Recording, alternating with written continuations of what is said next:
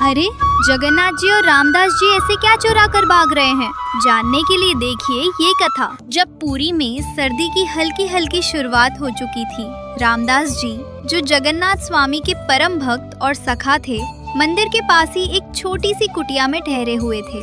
दिन भर कीर्तन करने के बाद वे थके हारे अपनी खाट पर लेटे ही थे।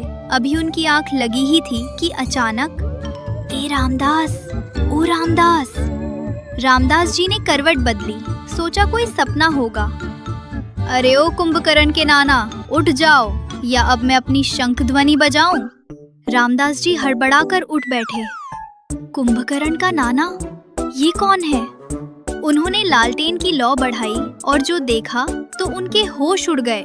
सामने साक्षात श्री जगन्नाथ जी खड़े थे। रामदास जी बिस्तर से गिरते गिरते बचे। अरे महाप्रभु, आप मंदिर छोड़कर यहाँ? अगर किसी पुजारी ने देख लिया कि सिंहासन खाली है तो प्रलय आ जाएगी। जगन्नाथ जी थोड़ा आगे खिसके। अरे चुप रहो, पुजारियों को सुला आया हूँ, मेरा मन नहीं लग रहा था। रामदास जी ने हाथ जोड़ लिए। प्रभु, अब क्या सेवा करूं? चरण दबाऊं या हाथ दबाऊं? ठाकुर जी बोले, सेवा नहीं, मुझे भूख लगी है, मुझे वो वाला माखन खाना है। कौन सा वाला? रामदास जी ने हैरान होकर पूछा। अरे वही जो पुरी के उस पार वो बूढ़ा ग्वाला माधव बनाता है। सुना है उसकी गैया का दूध बड़ा मीठा है। मंदिर के 56 भोग में वो सोंधापन नहीं है। मुझे तो बस आज वही खाना है। रामदास जी ने अपना सिर पीट लिया। हे जगन्नाथ, अभी रात के 2 बज रहे हैं और आप वहाँ जाएंगे कैसे? ठाकुर जी अपने स्थान पर ही थोड़ा हिले डुले।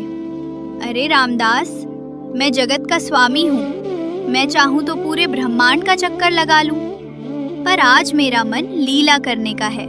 तुम मुझे अपनी पीठ पर उठाकर ले चलोगे?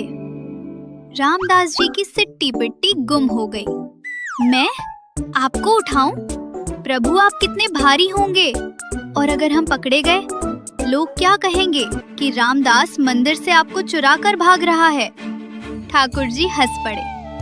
अरे डरपोक, मैं हूँ ना, मैं अपना वजन फूल जैसा कर लूंगा। और सुनिए रामदास जी, अगर तुम नहीं चले तो मैं बलभद्र भैया को बुला लूंगा। वो आए तो सीधे दीवार तोड़ कर निकलेंगे। अब तुम ही सोच लो। रामदास जी समझ गए कि ये मानेंगे नहीं। ठीक है बाबा, चलिए, पर आप हिलिएगा मत ज्यादा। रामदास जी ने अपनी अंगोछा कसा और पीठ घुमाई। आ जाइए प्रभु। अगले ही पल जगन्नाथ जी हवा में तैरे और रामदास जी की पीठ पर सवार हो गए। रामदास जी हैरान रह गए। वजन तो सचमुच एक फूल जितना भी नहीं था, बस 2 हाथ उनके कंधों पर आ टिके। चलो मेरे घोड़ा, आज चोरी करने चलें। रात घनी काली थी। रामदास जी दबे पांव चल रहे थे। दृश्य बड़ा ही अद्भुत था। एक दुबला पतला साधु और उसकी पीठ पर स्वयं जगन्नाथ जी। माधव ग्वाले का घर आ गया। घर के पीछे दूध दही का भंडार गृह था। दरवाजे पर बड़ा सा ताला लगा था। रामदास जी ने ठाकुर जी को धीरे से जमीन पर उतारा। लीजिए प्रभु, आ गए। अब क्या करें, ताला लगा है, हम इसे कैसे खोलेंगे? ठाकुर जी दरवाजे के पास खिसके। उन्होंने बस अपनी नजर से ताले को एक बार देखा। खटखटाक, ताला अपने आप खुलकर गिर गया। रामदास जी ने दांतों तले उंगली दबा ली। वाह प्रभु, आपकी तो नजर ही काफी है। अंदर चलो, बातें मत बनाओ, ठाकुर जी ने कहा। अंदर घप अंधेरा था, लेकिन जगन्नाथ जी की मौजूदगी से वहाँ एक अनोखा आभास हो रहा था। प्रभु, आपकी वजह से सब साफ दिख रहा है, रामदास जी ने फुसफुसाकर कहा। चुप, वो रहा नीला मटका। ठाकुर जी मटके के पास पहुँचे। जगन्नाथ जी ने मटके को अपनी दोनों भुजाओं के बीच फंसाया और उसे उठा लिया। रामदास, ये उठ गया, चलो भागो। दोनों चोर बाहर निकलने ही वाले थे कि अचानक एक बिल्ली रामदास जी के पैर से टकरा गई। रामदास जी के मुंह से चीख निकल गई। हे भगवान! उसी वक्त घर के अंदर से ग्वाले की भारी आवाज आई। कौन है वहाँ? रदिया, लाठी लाना, चोर घुसे हैं। रामदास जी के प्राण सूख गए। प्रभु अब क्या होगा? आप तो दौड़ भी नहीं सकते। ठाकुर जी ने कहा, तुम मुझे उठाओ और भागो।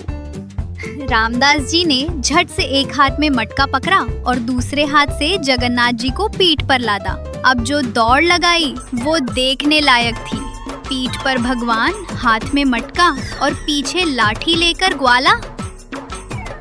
प्रभु आप बहुत भारी हो रहे हैं अब। रामदास जी हांफने लगे। पाप का बोझ नहीं है पगले, ये माखन का लालच है। बस वो पीपल के पेड़ के पीछे छुप जाओ। दोनों एक विशाल पेड़ के पीछे दुबक गए। रामदास जी ने जैसे तैसे उन्हें अंधेरे में ढक दिया। ग्वाला बड़बड़ाता हुआ आया और वापस चला गया। वापस कुटिया में आकर माखन चोरी का उत्सव शुरू हुआ। मटका खोला गया। रामदास जी ने पूछा, प्रभु आप कैसे खाएंगे?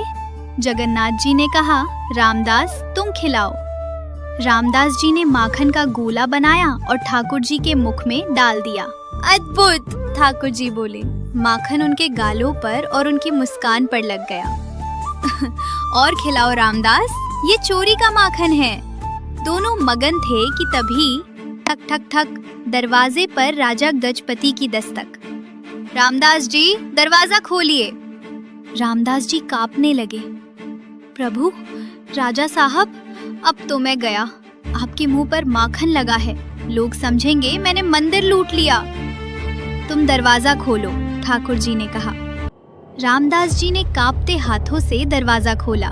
सामने राजा, ग्वाला और पुजारी खड़े थे। ग्वाला चिल्लाया, यही है वो, मेरा मटका इसी के पास है।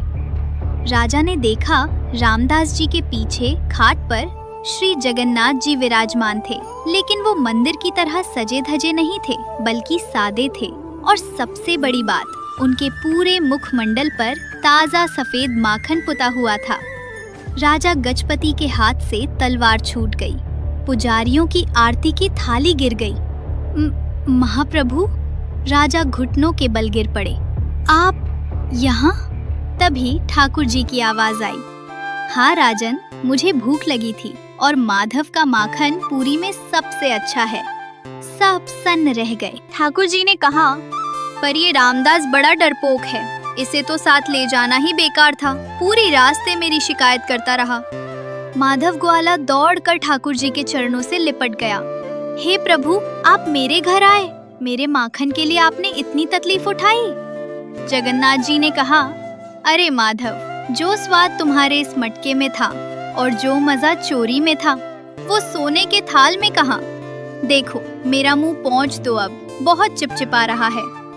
राजा और प्रजा सबकी आंखों से आंसू बह निकले। उस रात सबने देखा कि जगत के नाथ कैसे अपने भक्त के प्रेम के लिए चोरी करने भी जा सकते हैं। रामदास जी ने अपना माथा पोंछा और हाथ जोड़कर बोले, प्रभु आपकी लीला आप ही जाने, पर अगली बार सुदर्शन चक्र को भेज दीजिएगा माखन लाने। मेरी पीठ आज भी दुख रही है। अगर आपको जगन्नाथ जी की ये लीला पसंद आई हो तो लाइक, शेयर और सब्सक्राइब करना ना भूलें। जय जगन्नाथ।